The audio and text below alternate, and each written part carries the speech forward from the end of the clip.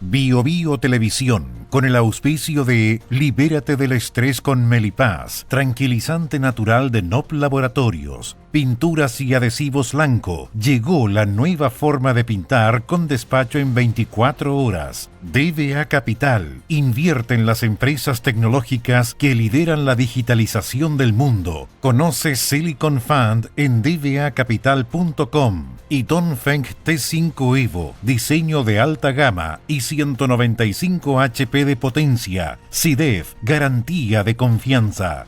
Presentan la entrevista de Tomás Mochiati.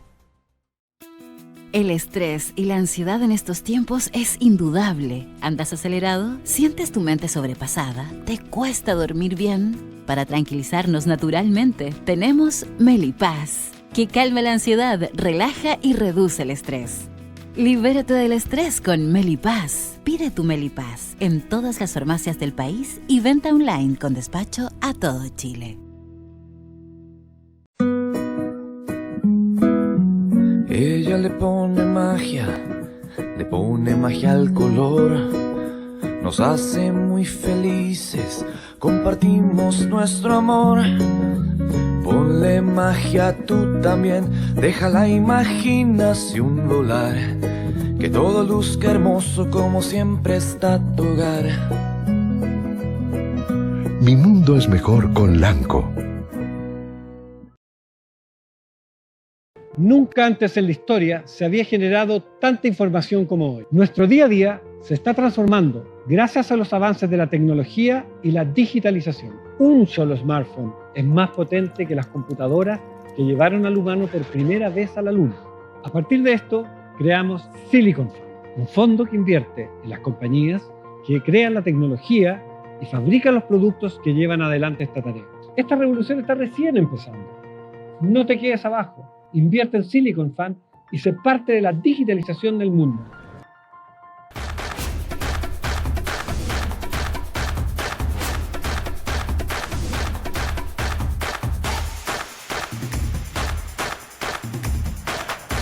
SIDEF, garantía de confianza.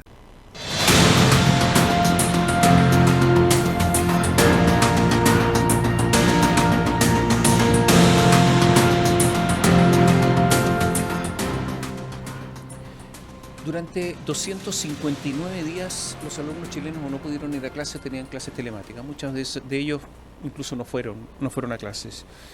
Y hubo una gran discusión en medio de la pandemia acerca de si había que reabrir los colegios o no.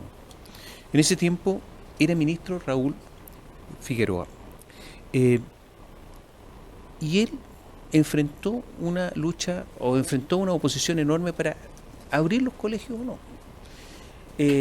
Y perdió, porque resulta que los colegios estuvieron cerrados y Chile fue uno de los países con un periodo más prolongado de colegios cerrados, 259 días. Les paso un dato: Costa Rica 175, Colombia 152 y nosotros 259 días. Se acaba de dar a conocer la prueba SimSafe, ha sido un terremoto, un desastre. Raúl Figueroa está con nosotros. Gracias por estar acá. Gracias, Tomás, por la invitación. Abogado, pero dedicado a la educación. En estos instantes director del Instituto de Políticas Públicas de la Universidad Andrés Bello. La abogacía quedó de lado. Abogacía dicen que es como ser sacerdote, que imprime carácter y se mantiene para siempre, pero efectivamente el ejercicio profesional hace tiempo. Yo ejercí con mucha fuerza y después ya dejé de hacerlo y me dediqué a las políticas educativas. Pregunto esto porque los abogados están acostumbrados a argumentar, a dar fundamentos, a tratar de ganar un litigio, pero este se perdió. El de la apertura de los colegios se perdió. Sí, se perdió a medias, porque la verdad es que... 259 días... Claro, lo que pasa es que ese fue como el último colegio que abrió. Pero hubo... Pero es interesante porque tú tienes un punto. Siempre dijimos que mantener los colegios cerrados iba a profundizar las brechas de aprendizaje. Y en la medida que se fueron abriendo los colegios, los que abrían eran primero los colegios particulares pagados, luego establecimientos particulares sancionados, y los que se demoraron más en abrir eran precisamente donde iban los niños más vulnerables. Entonces, y en esa lógica, efectivamente, fue una batalla que con esos niños se perdió. Perdida. Hoy, 50.000 niños además desertaron del sistema escolar. ¿Dónde están esos niños hoy? Sí, ese es un temazo. Durante la pandemia se hicieron enormes esfuerzos por evitar que la deserción aumentara. Y de hecho, hubo un minuto en que el 10% de los niños en los colegios no se sabía, niños que estaban matriculados en la escuela, los colegios no sabían dónde estaban, habían perdido todo contacto con esos alumnos. Se hicieron gestiones, trabajos muy intensos, 6 de cada 10 de esos niños fueron recuperados, pero siempre se sabía que iba a haber un impacto en la deserción escolar. Y el drama es precisamente no solo que tenemos un grupo importante, 50.000 que está afuera, sino que además tenemos otro grupo enorme de niños que están con un ausentismo crónico, que prácticamente no van un día y luego... 200.000 creo. Son mucho más, estamos hoy día del orden de creo de 800.000. ¿Cuánto? 800.000. 800.000. Que tienen ausentismo crónico, que asisten menos que el 85% de lo que debiesen asistir. Por cierto. La ministra de Educación de Inglaterra dijo, nunca debimos haber suspendido las clases, el remedio fue peor que la enfermedad. O sea, ella dice, ni siquiera un día. Si uno volviera atrás, no se trata de ser general después de la batalla, pero si volviera atrás, o viene otra pandemia, ¿habría que cerrar? No habría que cerrar. Cuando cerramos los colegios, esto fue un debate intensísimo. Éramos en general en el gobierno de la idea de no hacerlo. Mi alternativa era un plan gradual, ir cerrando en la medida que las condiciones sanitarias fuesen extremas en cada espacio, pero la Realpolitik terminó por imponerse y los tuvimos que cerrar, sabiendo ese día que volver a abrirlo iba a ser un desafío titánico. Hay algo que yo no entiendo hasta el día de hoy. Cuando empezó la vacunación, se dio preferencias a algunos sectores, y uno de ellos fue el de los profesores. Se vacunó primero a los profesores. No hay que ser muy avispado, muy inteligente para sostener que si se vacunó primero a otros, hay personas que, debido a esa decisión, se murió. No estaban vacunados. Y pese a eso, los profesores no quisieron volver a clase. ¿Hubo diálogo con el colegio de profesores en ese momento? Mira, ¿Un cara a cara? Nosotros tuvimos un diálogo permanente con el colegio hasta que llegó un minuto en que ese diálogo se hizo imposible. Ya, pero este argumento, Imposible. oye, ustedes están vacunados antes que otros, ¿por qué no vuelven a clase? ¿Qué pasó? Se les decía sistemáticamente. ¿Y qué dijeron ellos? No solo nosotros, se constituyó un consejo asesor que lo componían personas de la UNICEF, de la UNESCO. El colegio de profesores siempre tuvo una silla en ese consejo, nunca la utilizaron. Nunca llegaron a las reuniones a las cuales estaban invitados desde el primer día para ese consejo que tenía ese propósito. Y la oposición que se construyó desde ahí fue muy compleja porque, y esto lo hemos hecho siempre la distinción, pero la voy a volver a hacer, una cosa son los profesores de Chile, 200.000 profesores, todos muy dedicados, y otra cosa muy distinta es un grupo que tiene capturada esa voz. Y esa captura tenía además una trenza muy directa con grupos políticos en el Congreso y con ciertos alcaldes. ¿Qué grupos políticos? Bueno, la oposición de entonces. La oposición de entonces hizo una sola línea con valga la redundancia, oposición, con la resistencia sistemática a que los colegios... En el cara a cara, con el presidente del Colegio de Profesores, con Carlos Díaz, ustedes están vacunados, ¿por qué no vuelven a clase? ¿Qué respondían? Siempre la respuesta era que faltaba algo adicional. Ese algo adicional podía ser cualquier cosa. Por ejemplo, nosotros armamos un seguro COVID para los alumnos, un seguro COVID para los profesores. Se les vacunó, como tú bien dices, con preferencia. Nunca se gastó más plata en infraestructura, descontado el terremoto y la jornada escolar completa. Fue el periodo donde se puso más plata para infraestructura. Los protocolos sanitarios eran exactamente los mismos que se usaban en todo el resto de los países del mundo. Fue una negativa política, porque en esto además hay que ser muy claro, grupos relevantes de la oposición de entonces usaron la pandemia como una plataforma para acceder al poder, y esto no quedó lamentablemente exento de esa estrategia. Leo, hay una amenaza concreta del ministro. Es probable que ahora quiera bajarle el perfil cuando en algún momento se dijo que se pagó siempre la subvención, pero que había que adoptar una medida para que los sostenedores municipales cumplan a cabalidad con la obligación de llevar adelante la educación. O sea, se estaba pagando, bueno, hagan las clases.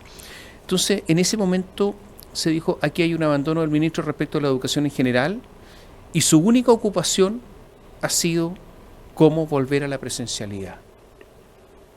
Pero no había una preocupación por el proceso, lo dijo Carlos Díaz del Colegio de Profesores. Camila Vallejo impulsó la acusación constitucional, la actual vocera, y señaló que ha puesto en riesgo la vida y la seguridad de los niños. Ha infringido la ley con la insistencia en el retorno a clases presenciales y estamos convencidas que su continuidad en el Ministerio de Educación es nociva. Camila Vallejo. ¿Han vuelto a conversar? No, yo lo haría sin ningún problema, pero la verdad es que no tenemos hoy día mucho que conversar. Con el que he estado con Mario. Se encuentra con la gente. Con Mario Aguilar estuve, con el que fue presidente un periodo sí, y luego se fue a la región metropolitana. ¿Y qué dice? No, él mantiene su postura de que lo que hacían en ese momento se justificaba, cuestión que obviamente yo creo que nadie comparte. La acusación constitucional fue impulsada por el Partido Comunista y el Frente Amplio, pero después se sumó el Partido Socialista. Y después se sumaron personas de la democracia cristiana. Incluso hubo amenazas, porque hubo un informe en derecho, etcétera, de algún grupo de abogados de la democracia cristiana, incluso amenaza de pasarlos al Tribunal Supremo del partido, y por lo tanto también hubo demócratas cristianos que estaban a favor de la acusación constitucional justamente por el intento de abrir los colegios. O sea, fue prácticamente toda la oposición, salvo algunos casos. Salvo algunos, incluso Pepe Out, entre otros. Pepe Out, Matías Walker, que en ese tiempo era demócrata cristiano, hoy día entiendo que ya renunció a la democracia cristiana. Pero bueno, Matías Walker es demócrata. Demócrata, exactamente. Pero Gabriel Silver, por ejemplo, Víctor Torres, todo demócrata cristiano. En el socialismo, Gastón Saavedra, que hoy día es senador. Marcelo Chilin. O sea, mucha gente también del Partido Socialista que estaban involucrados en esto. Con todos estos, ¿ha habido alguna vez algún diálogo posterior con el presidente Boric, por ejemplo? Seguimos en ese momento, pero trabajando, porque seguimos trabajando para generar todas las condiciones. Cuando estábamos en el gobierno, ya dejado el gobierno, yo he tenido contacto con el ministro de Educación en algunas ocasiones. ¿Con el actual ministro? Con el actual ministro. El actual ministro no quería hacer la prueba CIMSE. Un error brutal. ¿Por qué no la quería hacer? A ver, ellos tienen una mirada muy ideológica, a mi juicio, de esos instrumentos. Yo creo que si hay algo que quedó demostrado estas últimas semanas, es lo fundamental que es tener una prueba como esa. Si hubiera sido por el ministro, y por lo tanto con el gobierno, porque él representa al gobierno en esta materia, no habríamos sabido cómo están los alumnos. El año pasado hubo un intento bien claro del gobierno de no hacer la prueba. Por eso el Consejo Nacional de Educación rescató eso. Así es. Y de alguna forma obligó al gobierno a cumplir con su obligación. Por eso, si hubiera sido por el gobierno, no hay prueba CIMSE. No hay prueba CIMSE, y si no hubiésemos tenido prueba CIMSE, mira qué interesante, todo el foco estaba puesto, podemos hablar de qué tan bien puesto está el foco, pero el foco estaba en la recuperación del lenguaje. ¿Qué nos mostró la prueba CIMSE? Que una caída brutal en lenguaje, pero sobre todo en matemáticas. Es decir, sin esa información estaríamos dando literalmente palos de ciego en la manera en que hay que enfrentar la recuperación. O sea, de hecho estaban ciegos. O sea, le estaban apuntando al lugar equivocado, aunque hubo también caída del lenguaje. ¿En matemática el atraso es de 10 años? Un poco más de 10, sí. Hay algunos, y no entendí bien por eso, pero hay algunos que dicen 10 años, otros que dicen 20 años en matemática. A ver, lo que pasa es que nosotros llevábamos un estancamiento muy fuerte en los resultados tanto de lenguaje y matemática. Bueno, del 2012 que el asunto no mejoraba, ¿no? Exactamente, yo creo que fundamentalmente porque se puso toda la fuerza en cambios estructurales y se perdió el foco en la sala de clase. Y lo que pasó es que dejamos de crecer, dejamos de mejorar, y ahora caímos fuerte, por lo tanto el retroceso en ese sentido es más que 10 años, porque nosotros debiésemos haber tenido una tendencia al alza en los últimos años y haberla mantenido. Nos estancamos en los últimos 10 años y la caída nos hace llevar hace más de 10 años en términos de los resultados. A ver, hay una caída fuerte en los segundos básicos y segundo medio. Yo creo que la gente o los alumnos de segundo medio no tienen recuperación posible, ¿no? Pero yo creo que es fundamental hacer un plan focalizado, porque esos alumnos van a entrar a la universidad. O no van a entrar. O van a entrar en las condiciones en que están, lo que yo creo que es más complejo. Pero no tienen recuperación posible, ¿no? Hay espacios de recuperación, pero requiere mucho foco. Toda la atención en planes específicos, en las áreas más relevantes, centrar los esfuerzos en matemáticas, centrar los esfuerzos en el lenguaje. Y por eso yo creo que hoy día estamos en un error político, el gobierno está en un error político muy grave, de que la educación dejó de ser prioritaria. Y dentro del Ministerio de Educación, la recuperación no es prioritaria. Por lo tanto, si no hacemos esos esfuerzos, ciertamente que la recuperación va a ser muy difícil. Aumentó en matemáticas la brecha de género, o sea, la diferencia entre hombres que les va mejor en matemáticas que las mujeres aumentó, y uno dice, bueno, pero este es un gobierno que trata de acortar la brecha y sin embargo aumenta. ¿Por qué? Ya es una brecha que se venía cerrando. ¿Y por qué? Y se venía cerrando porque se estaba haciendo precisamente un trabajo en la sala de clases para tratar, como corresponde, de igual manera los hombres y mujeres. Los profesores tienen una tendencia a tratar con cierto sesgo a las mujeres en el aula, en STEM, en ciencias, matemáticas, tecnología. Y eso se fue corrigiendo, pero al sacar a las muchachas de la sala de clase, ese esfuerzo por corregir también se vio debilitado. Yo no entiendo que 9 de cada 10 niños en primero básico no reconozcan las letras del alfabeto. Esto es un desastre. O sea, la educación inicial que se llama está en el suelo, si uno ve esta cifra, ¿no?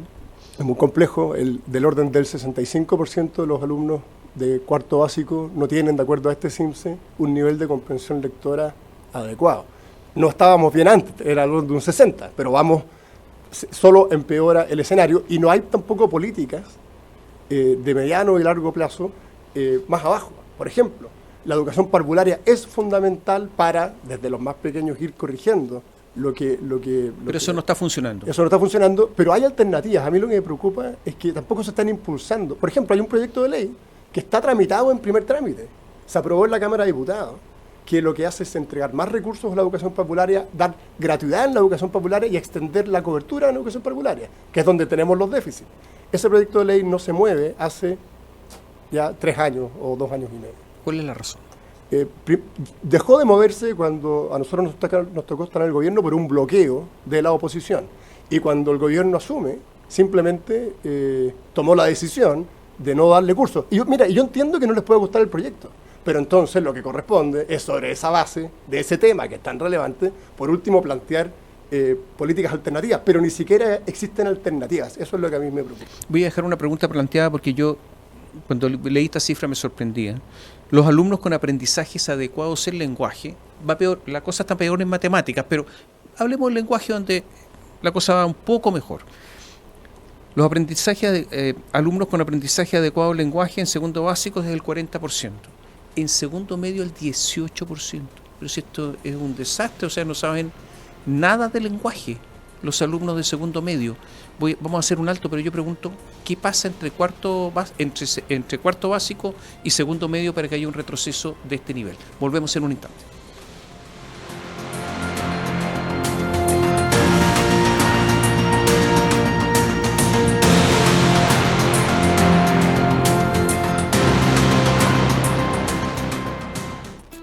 El estrés y la ansiedad en estos tiempos es indudable. ¿Andas acelerado? ¿Sientes tu mente sobrepasada? ¿Te cuesta dormir bien?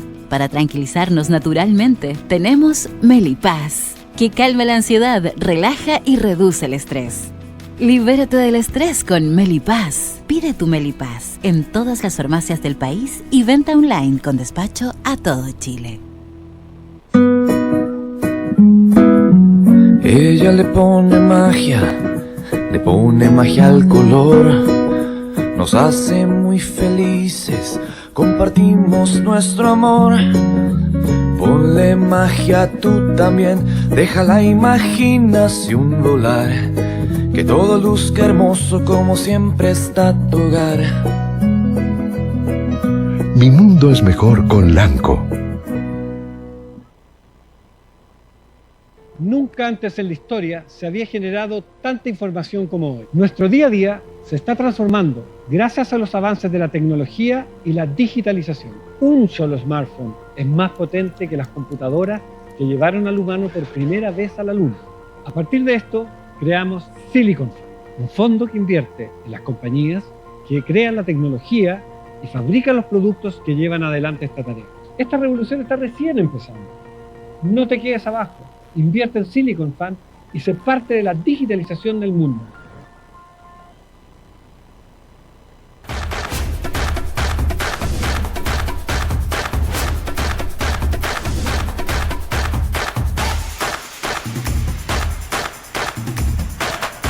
CDEF, garantía de confianza. Cada tarde podemos dialogar, escuchar, criticar y comentar, pero con respeto.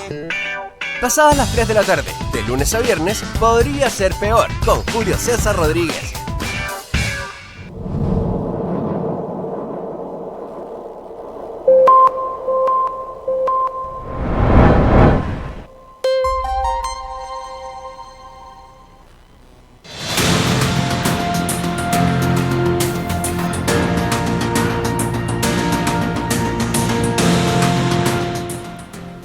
Dejamos la pregunta planteada antes de ir a la pausa. ¿Por qué los alumnos de cuarto básico tienen un nivel insuficiente en materia de lectura del 40% y resulta que en segundo medio caen al 18% insuficiente. O sea, el asunto avanza y los alumnos retroceden. ¿Por qué? Mira, hay un tema central que tiene que ver con las altas expectativas que tienen los alumnos de conseguir resultados. Todas las evaluaciones muestran que mientras más chicos los niños tienen altas expectativas, y en la medida que van avanzando su trayectoria escolar, esas expectativas decrecen. Y lo que es más grave, los profesores tienen pocas expectativas de logro de sus alumnos. Mi análisis es que nosotros hemos tenido demasiado tiempo con el foco fuera de lo que pasa en la sala de clases. Las reformas estructurales que se empujaron en el segundo gobierno de la presidenta Bachelet, todas pusieron el foco donde no se necesitaba. ¿Quién es el dueño del colegio? ¿Cómo se administran los recursos? Si bien ya había mecanismos de rendición de cuentas, el tema famoso del lucro o no, cuando la calidad de los colegios era irrelevante, ese análisis. Y se perdió el foco en la sala de clase. Cuando tú pierdes el foco en la sala de clase, las expectativas de los alumnos decrecen. El rigor, la autoridad, la disciplina, puras palabras prácticamente que forman parte de un índice, palabras prohibidas hoy día, son fundamentales. Y lo hemos visto como en distintos establecimientos cada vez más los profesores tienen menos herramientas, porque la herramienta del rigor, de la disciplina, que es fundamental en la sala de clase, prácticamente no se puede utilizar, y los alumnos van perdiendo posibilidades de desarrollo, porque el foco de lo que ahí ocurre no son los alumnos. Lamentablemente, el foco dejaron de ser los alumnos. Tú ves, todas las políticas educativas son intereses gremiales, elementos estructurales, y la pregunta es, ¿cuándo nos preocupamos de los estudiantes y sus aprendizajes? Ha quedado sistemáticamente de lado. Pese a los resultados del CIMSE, da la impresión que algunas personas, no sé si todos, pero algunas personas todavía no calibran el desastre que se ha producido. Digo esto porque la rectora de la Universidad Metropolitana de Ciencias de la Educación, donde se forman los profesores, la rectora, la jefa, Elisa Araya, dijo: este resultado no es un retroceso, es la misma fotografía que año a año este país tiene. No, claramente tiene que haber visto unos resultados diferentes a los que vimos todos los demás, ¿cierto? Porque la caída es brutal. Pero esta es una declaración estrambótica, por decirlo de alguna manera. Claro, porque yo creo que ya es un tema central. Las facultades de educación tienen una responsabilidad central en lo que viene a futuro, ¿eh? Los profesores, muchas facultades de educación, dejaron también de poner el foco en entregarle a sus alumnos herramientas para poder estar en la sala de clase, y se fueron más bien al mundo de la política o casi de la sociología. Me parece muy bien la sociología, pero para eso hay una escuela de sociología, digamos, ¿no? El ministro Marco Antonio Ávila, el ministro de Educación, dijo que esto no puede ser calificado de terremoto. Cuando uno habla de terremoto pareciera que se destruye todo, incluso hasta las bases. Esto no es un terremoto, dijo. No. Está equivocado, esto es una tragedia. Y si no la consideramos una tragedia, va a ser muy difícil que el país se ponga en nervio para poder abordarla con las herramientas que se necesitan. Si usted fuera, Raúl, diputado, ¿votaría a favor o en contra de la acusación constitucional del ministro Ávila? No, yo tengo, y lo he dicho varias veces, una mirada muy crítica de lo que ha sido la gestión de este gobierno en educación. Y creo que hay muchísimas cosas que no se han hecho que debiesen hacerse, y cosas que se están haciendo que se debiesen dejar de hacer, y poner el foco en lo que verdaderamente importa. Ahora, las acusaciones constitucionales son, yo creo, para estos efectos harina de otro costal, son una herramienta de última ratio, excepcional, que requiere ciertas condiciones muy específicas. Yo no me he leído el nivel acusatorio, no lo conozco. Pero más o menos se sabe lo que es. Se lo sabe, pero hay que ver el detalle. Pero sí creo que... Pero en principio no votaría a favor. Creo que es importante mantener el rigor excepcional de esa herramienta. Pero sí creo que es fundamental. O sea, los partidos de la derecha o de la oposición están equivocados en esto. No, porque ellos han hecho un análisis que yo no lo he hecho del todo. Pero sí creo que es fundamental, y en eso coincido, que se generen cambios radicales en la gestión del Ministerio de Educación. Y en eso no apunto tanto al ministro, apunto al presidente. Creo que el presidente de la República tiene que tomar una decisión. Su decisión es si acaso la educación es prioritaria para su gobierno, y si dentro de esa prioridad la recuperación de los aprendizajes es lo más importante. Si uno mira la cuenta pública, por ejemplo, lo que hace el presidente de la cuenta pública es decir efectivamente que la recuperación es fundamental, pero cuando anuncia los planes y cuando anuncia lo que verdaderamente importa, los recursos, los destina a programas o a objetivos que no dicen ninguna relación con la prioridad que hoy día tiene el país. Oye, a ver, ¿fue un error dar preferencia a la gratuidad en la educación superior? ¿Es un error grueso. Yo creo que la gratuidad universal, que es ese proyecto, en la educación superior, es un error. Está bien. O sea, no haber destinado la plata a los niveles iniciales, a eso me refiero a lo que hablábamos delante. Claro. El presupuesto de educación superior creció en un orden de un 65% en algo así como 6-7 años, mientras el presupuesto de educación parvularia lo hizo solo en un 10% aproximadamente. Ahora, es solo una cuestión de dinero, y hago esta pregunta, inversión, porque resulta que los alumnos de clases más acomodadas en la última SIM se cayeron también fuertemente. Y tienen todos los recursos, tienen buen internet, tienen computadores, o sea, y cayeron, les fue mal. Claro. Ahora, efectivamente, hay un análisis que nos falta, y en esto, de nuevo, el Ministerio de Educación ojalá libere las bases de datos de los resultados del CIMSE para poder hacer los cruces. ¿En qué medida los colegios que volvieron antes a clase tuvieron buenos o malos resultados? ¿En qué medida los que se demoraron más en abrir tuvieron buenos o malos resultados? Prácticamente Ahora, todos bajaron. Sí. Y todos bajaron porque por grandes esfuerzos que se hicieron de mantener la educación a distancia, se sabía que no iba a ser suficiente. Los alumnos de clase alta van a colegios privados normalmente y cayeron fuertemente. ¿Qué les pasó? Es que es esa razón. Piensa que Holanda, que es uno de los países con mayor conectividad en el mundo, a los pocos meses dijo, señores, no podemos seguir con la educación a distancia porque si bien prácticamente aseguramos la conectividad para todos nuestros alumnos, los efectos están siendo dramáticos en términos negativos. Por lo tanto, y por eso que era tan relevante, quiero volver a ese punto, hacer todo el esfuerzo por abrir. Porque cada día, esto es un poquito como una guagua en gestación. A ti todos los pediatras te dicen, cada día que esa guagua esté en el vientre materno, vale como una semana de incubadora. Ese es más valioso estar en el vientre materno que en la incubadora. En el caso de los colegios abiertos y cerrados pasaba exactamente lo mismo. En la medida que abrían, se generaba un círculo virtuoso. De hecho, colegios que abrían y después tenían que volver a cerrar por las cuarentenas, al día siguiente, desde que salían de cuarentena, abrían de inmediato, porque sus comunidades se lo exigían. Y yo estoy bien seguro de que si uno analiza, obviamente con algunos márgenes de error, esos colegios y los resultados del CIMSE, nos vamos a encontrar con experiencias y con resultados muy positivos.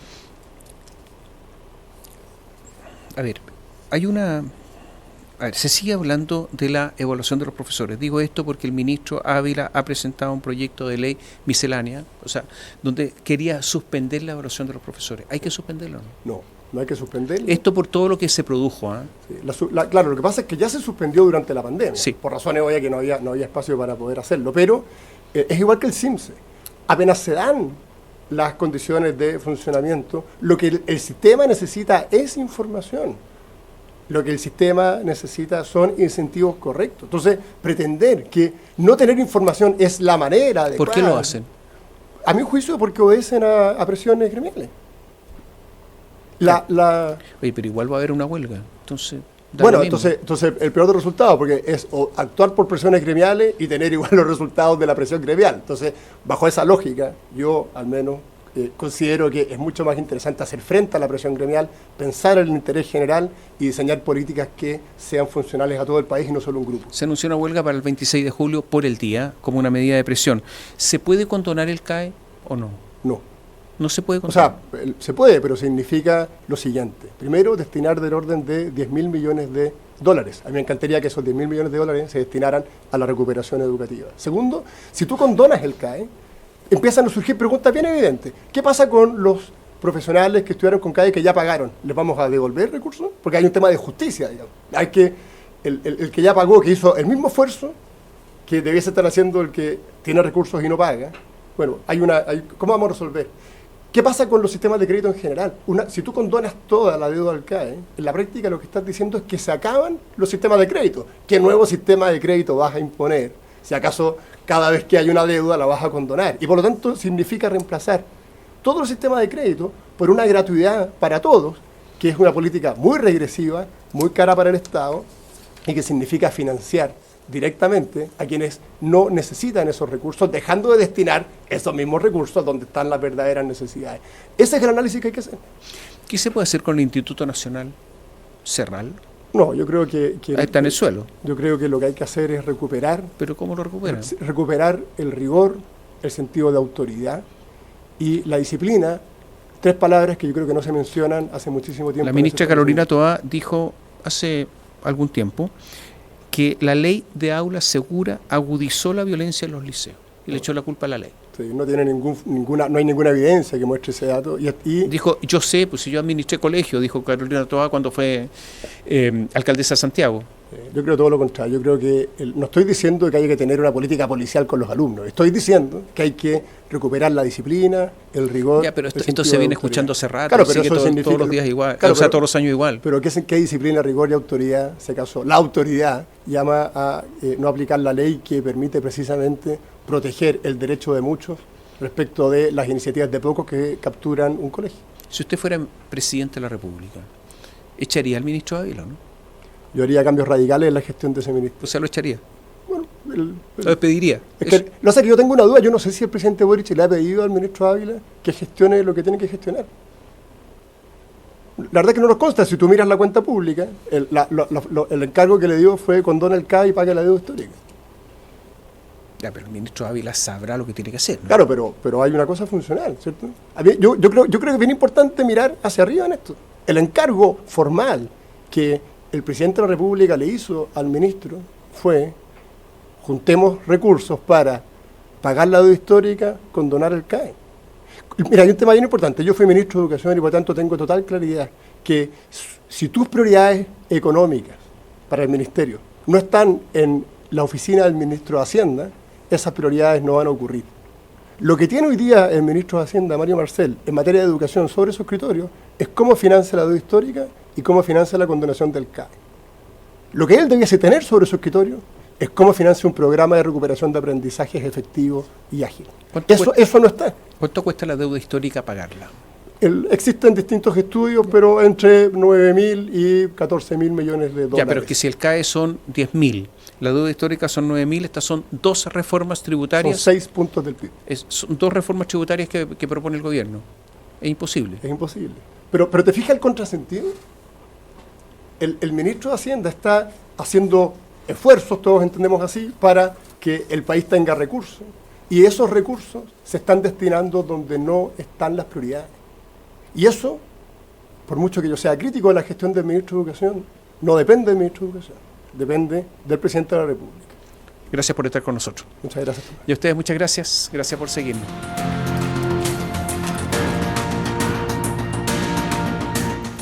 Bio Bio Televisión, con el auspicio de Libérate del estrés con Melipaz, tranquilizante natural de NOP Laboratorios, pinturas y adhesivos Lanco. Llegó la nueva forma de pintar con despacho en 24 horas. DBA Capital invierte en las empresas tecnológicas que lideran la digitalización del mundo. Conoce Silicon Fund en dbacapital.com. Y Dongfeng T5 Evo, diseño de alta gama y 195 HP de potencia. SIDEF, garantía de confianza. Presentaron la entrevista de Tomás Mochiati. El estrés y la ansiedad en estos tiempos es indudable. ¿Andas acelerado? ¿Sientes tu mente sobrepasada? ¿Te cuesta dormir bien? Para tranquilizarnos naturalmente, tenemos Melipaz, que calma la ansiedad, relaja y reduce el estrés. Libérate del estrés con Melipaz. Pide tu Melipaz en todas las farmacias del país y venta online con despacho a todo Chile. Ella le pone magia al color. Nos hace muy felices, compartimos nuestro amor. Ponle magia tú también, deja la imaginación volar. Que todo luzca hermoso como siempre está tu hogar. Mi mundo es mejor con Lanco. Nunca antes en la historia se había generado tanta información como hoy. Nuestro día a día se está transformando gracias a los avances de la tecnología y la digitalización. Un solo smartphone es más potente que las computadoras que llevaron al humano por primera vez a la Luna. A partir de esto, creamos Silicon Fund, un fondo que invierte en las compañías que crean la tecnología y fabrican los productos que llevan adelante esta tarea. Esta revolución está recién empezando. No te quedes abajo. Invierte en Silicon Fund y sé parte de la digitalización del mundo.